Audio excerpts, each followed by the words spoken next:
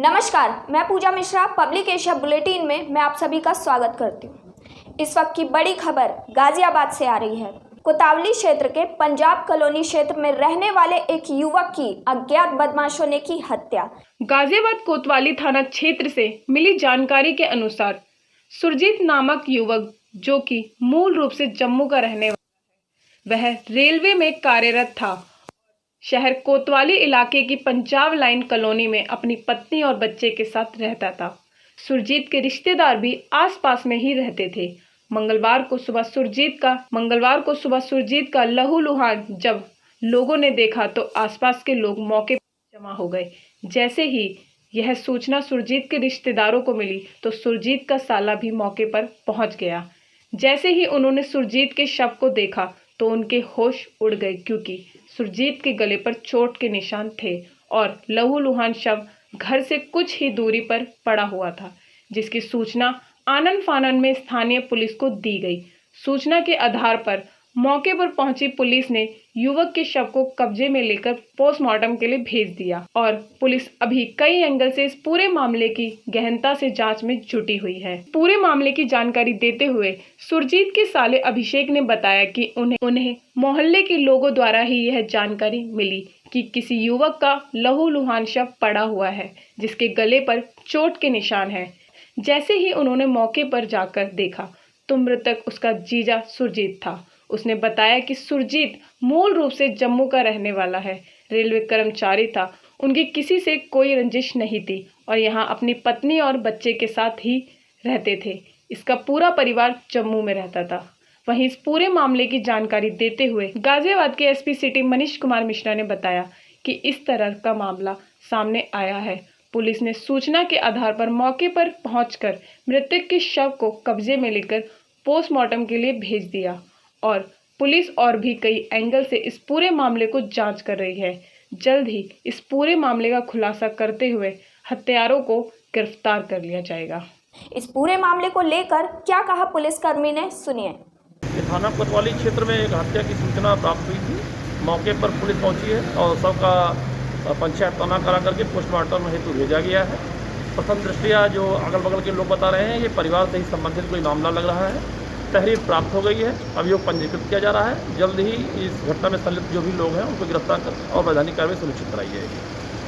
वहीं गाजियाबाद से दूसरी खबर। गाजियाबाद के विजयनगर थाना क्षेत्र में आरोग्य सेतु के कारण मचा हड़कंप। घटना की सूचना स्थानीय प्रशासन को दी गई और बैंक में हो रहे सभी ट्रांजैक्शन को रोक दिया गया।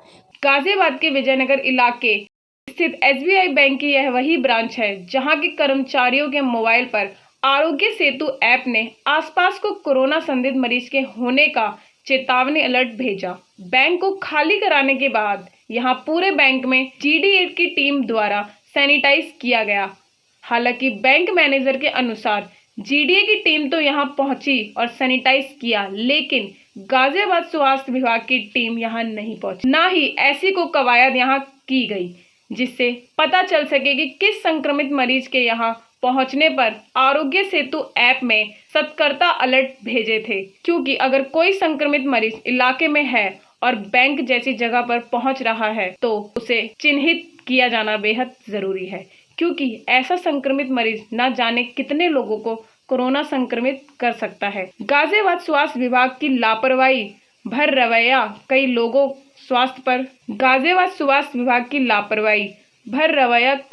के स्वास्थ्य पर बड़ा खतरा खड़ा कर रहा है। फिलहाल इस ब्रांच में कुछ ट्रांजैक्शन बैंक के सैनिटाइजेशन के बाद दोबारा शुरू की गई है। मामले को विस्तार से बताते हुए क्या कहा कुंदन कुमार ने, सुनिए। अलर्ट आया था, उसके बाद आपको भी नोटिफिकेशन दिया गया। क्या वो अलर्ट था और उसके बाद क्या एहतियात के तौर पे प्रिकॉशंस करे गए हैं? सर, ब्रांच खुलते हुए आज ऐसा हुआ कि आरोग्य ऐप जो हमने हमारे सारे स्टाफ ने डाउनलोड कर रहा है, तो उन्होंने आके बताया, नीचे CSP संचालक श्री संजय कुमार गुप्ता जी आए और बताएं सर कि एक अलर्ट आया है जिसमें दिखा रहा है कि कोई नियर बाई है। तो तुरंत हमने एक्शन लेते हुए ये किया कि पुलिस की सहायता से जो थी लाइन में जो लोग लगे हुए थे, हमने कहा ट्रांजेक्शन इमीडिएट रुकवा दीजिए और यहाँ से दूरी बनवाइए। तो फिर वहाँ पर देखा गया कि थोड़ी देर के बाद और फिर हमने ब्रांच को क्वारंटाइन कराया, इसको सारे सैनिटाइज करा करके लोग जो थे यहाँ पर उनको भी हमने कहा कि ब्रांच के अंदर भी जो थे लोग यहाँ से उनको यहाँ से भेज दिया। फिर सबसे पहले हमने ब्रांच को सैनिटाइज कराया एज ए प्रिकॉशनरी, और फिर हमने अपने अधिकारियों को सूचित किया कि सर ऐसे सूचना आई है, ऐप के थ्रू अलर्ट आया है। तो उन्होंने कहा कि ठीक है, थोड़ी देर ट्रांजेक्शन को बंद करा दीजिए और सबसे पहले ब्रांच को सैनिटाइज कराइए। क्या स्वास्थ्य विभाग की भी कोई टीम मौके पे पहुंची? स्वास्थ्य विभाग की टीम तो नहीं आई है सर, जीडीए से आए थे सैनिटाइज करने के लिए, जीडीए की टीम आई थी, ब्रांच को सैनिटाइज करवाया। क्या कोई ऐसा कोई पेशेंट पाए गए या किसी में लक्षण पाए गए या कोई संदिग्ध पकड़ा गया? नहीं सर, ऐसा तो कुछ नहीं हुआ है, बस आरोग्य ऐप पर अलर्ट था। अब करंट का क्या स्टेटस है? सर अब तो संचालन कर रहे हैं ब्रांच का, वर्किंग फिर से शुरू कर दी गई हाँ है? वर्किंग शुरू कर, सोशल डिस्टेंसिंग को मेंटेन कर रहे हैं, इसको करते हुए ब्रांच में संचालन चालू कर दिया। रुक करते हैं मुजफ्फरनगर की ओर। भारत में लागू किए गए लॉकडाउन में सरकार ने सभी सेवाओं को कर दिया है बंद। बस और ट्रेनों जैसी सेवाएं नहीं चलेंगी।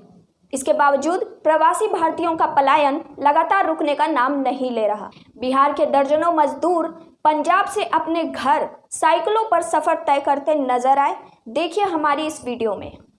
चेहरे पर कोरोना का भय और पैरों में टूटी चप्पलें और साइकिलों पर सवार होकर अपने गंतव्य की ओर बढ़ते हुए दर्जनों यह शख्स बिहार राज्य के रहने वाले मजदूर पेश लोग हैं, जो कि अपने घर परिवार से कोसों दूर पंजाब प्रांत में मजदूरी करते थे। लेकिन देश में हुए लॉकडाउन के चलते रोजगार से बेरोजगार हो चुके हैं ये मजदूर पेश लोग। आज पैसे से ही नहीं बल्कि दो रोटी के भी मोहताज हो चुके हैं, क्योंकि पंजाब के अमृतसर की फैक्ट्रियों में 350 रुपए की दिहाड़ी करने वाले इन मजदूरों को फैक्ट्री मालिक ने भी पनाह नहीं दी, क्योंकि पूरे देश की फैक्ट्रियों का चक्का जाम हो चुका है। इसी बेबसी के चलते यह दर्जनों मजदूर पैसा लोग भूखे प्यासे अमृतसर से बिहार पूर्णिया जिले का हजारों किलोमीटर का यह सफर साइकिलों से पूरा करने में लगे हैं।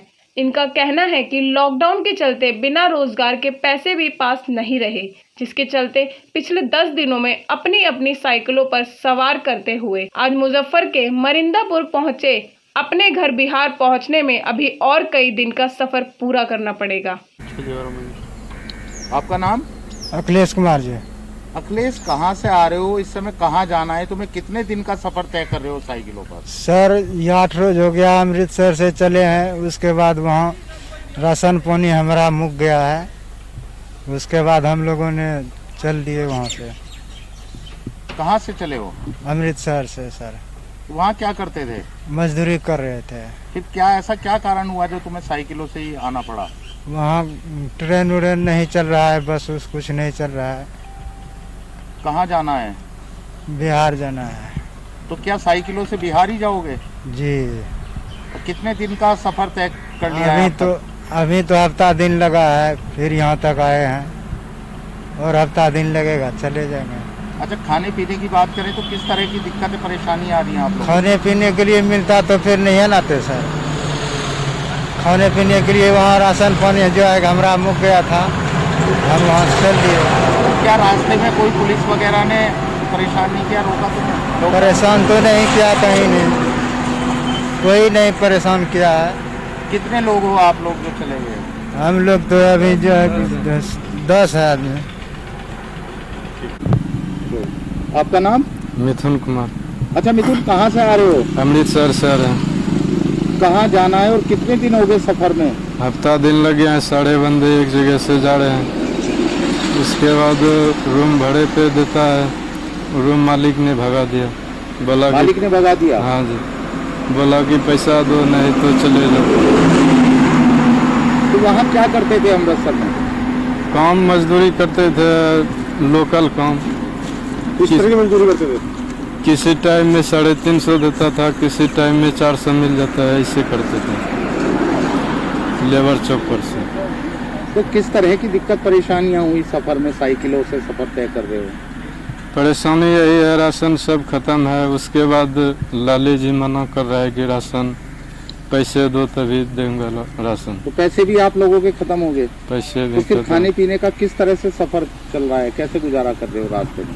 रास्ते में कल मिला था, पुलिस वाला दे दिया था उसके बाद वही खाने पीने आ रहे हैं यहाँ तक। भूखे प्यासे ही सफर कर रहे हो? हाँ जी।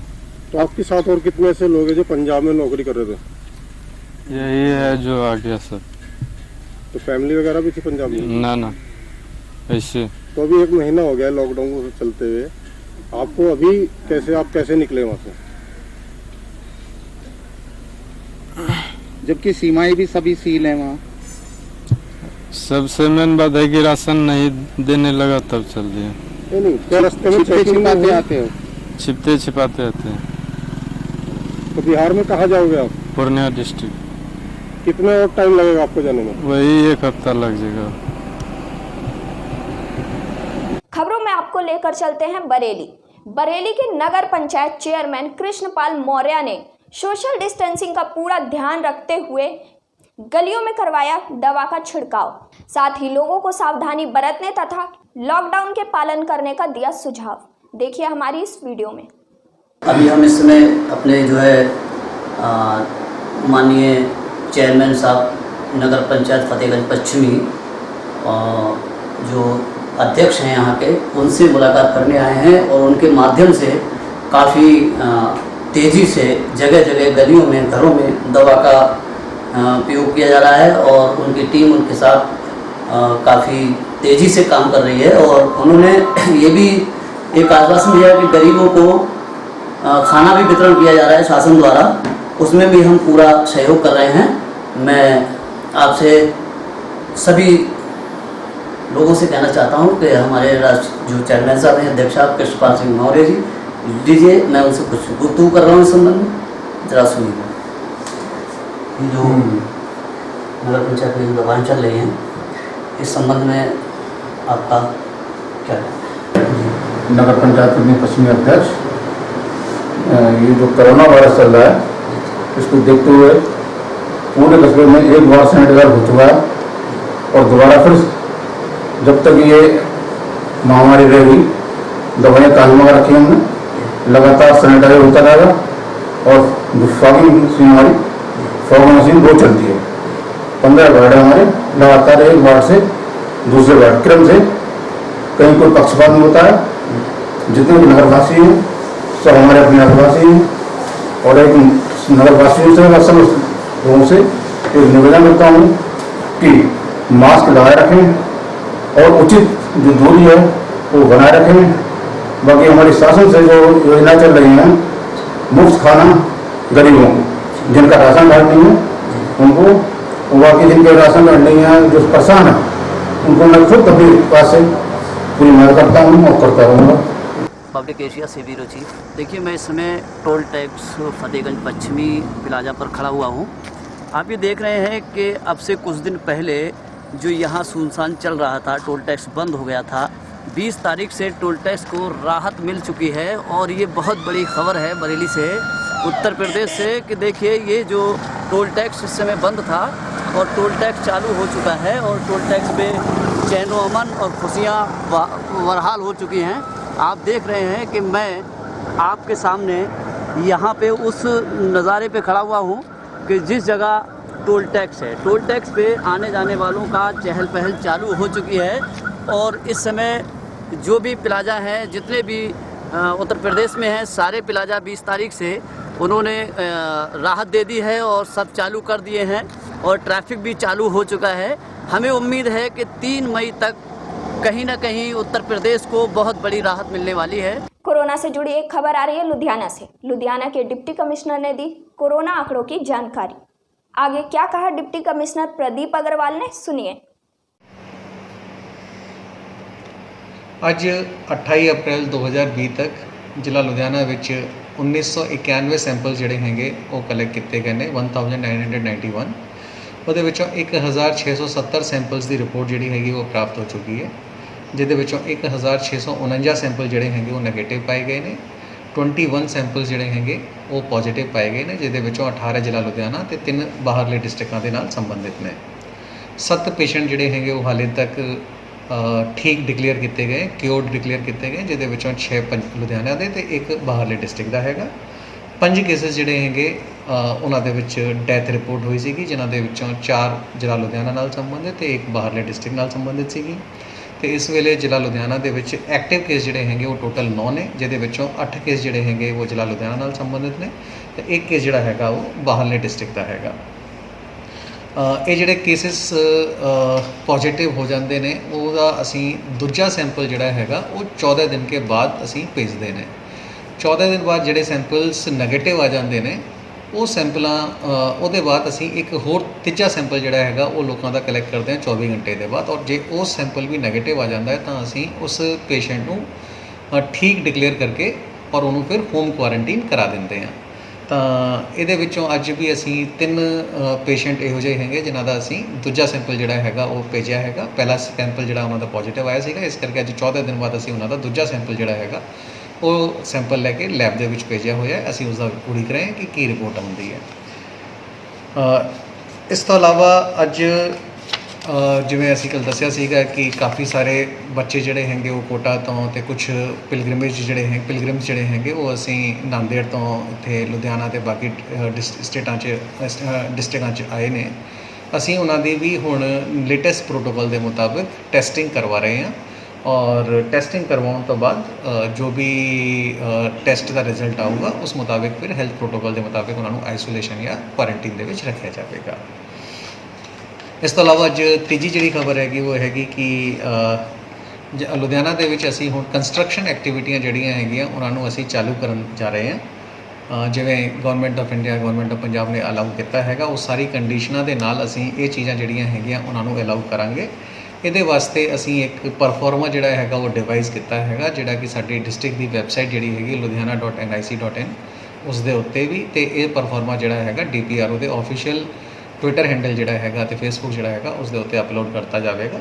ਜੋ ਵੀ ਬੰਦਾ ਇੰਟਰਸਟਿਡ ਹੈਗਾ ਉਹ ਇਹ ਪਰਫਾਰਮੇ ਦੇ ਵਿੱਚ ਆਪਣੀ ਐਪਲੀਕੇਸ਼ਨ ਜਿਹੜੀ ਹੈਗੀ ਉਹ acgludhiana@gmail.com ਇਸ 'ਤੇ ਭੇਜ ਸਕਦਾ। acgludhiana@gmail.com ਇਸ ਦੇ ਉੱਤੇ ਭੇਜ ਸਕਦਾ ਹੈ ਔਰ ਇਸ ਦੇ ਉੱਤੇ ਜੋ ਵੀ ਗਵਰਨਮੈਂਟ ਦੀ ਕੰਡੀਸ਼ਨਸ ਹੈਗੀਆਂ ਉਹ ਸਾਰੀ ਦੀ ਸਾਰੀ ਕੰਡੀਸ਼ਨਾਂ ਜਿਹੜੀਆਂ ਹੈਗੀਆਂ ਲੱਗਣਗੀਆਂ। ਇਸ ਦੇ ਵਿੱਚ ਜਿਹੜੀ ਸਭ ਤੋਂ ਜ਼ਿਆਦਾ ਇੰਪੋਰਟੈਂਟ ਜਿਹੜੀ ਚੀਜ਼ ਹੈਗੀ ਉਹ ਇਹ ਹੈਗੀ ਕਿ ਜਿਹੜੀ ਵੀ ਲੇਬਰ ਹੈਗੀ ਉਹ ਲੇਬਰ ਨੂੰ ਉੱਥੇ ਇਨ ਸੀਟੂ ਮੈਨੇਜਮੈਂਟ ਜਿਹੜਾ ਹੈਗਾ ਉਹਨਾਂ ਦਾ ਕਰਨਾ ਪਊਗਾ, ਯਾਨੀ ਕਿ ਜਿਹੜਾ ਕੰਟਰੈਕਟਰ ਹੈਗਾ ਉਸਨੇ ਆਪਣਾ ਲੇਬਰ ਦਾ ਇੰਤਜ਼ਾਮ ਜਿਹੜਾ ਹੈਗਾ ਉਹ ਪ੍ਰੋਜੈਕਟ ਸਾਈਟ ਦੇ ਉੱਤੇ ਹੀ ਰੱਖਣਾ ਪਊਗਾ, ਉੱਥੇ ਹੀ ਉਹਨਾਂ ਨੂੰ ਸਾਰੀ ਫੈਸਿਲਿਟੀਆਂ ਜਿਹੜੀਆਂ ਹੈਗੀਆਂ ਪ੍ਰੋਵਾਈਡ ਕਰਨੀਆਂ ਪੈਣਗੀਆਂ।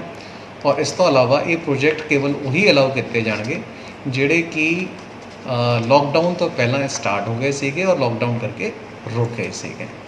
ਤਾਂ ਅਸੀਂ ਉਮੀਦ ਕਰਦੇ ਹਾਂ ਕਿ ਇਹਦੇ ਨਾਲ ਵੀ ਕਈ ਸਾਰੇ ਪ੍ਰੋਜੈਕਟਾਂ ਦੇ ਨਾਲ ਚੱਲਣ ਦੇ ਨਾਲ ਕਈ ਸਾਰੀ ਆਪਣੀ ਜਿਹੜੀ ਲੇਬਰ ਹੁੰਦੀ ਹੈ ਉਹਨਾਂ ਨੂੰ ਇਸ ਦਾ फ़ायदा मिलेगा और ਉਹਨਾਂ ਨੂੰ ਕੰਮ मिलेगा। देश और दुनिया की तमाम बड़ी खबरों के लिए बने रहिए पब्लिक एशिया न्यूज़ के साथ।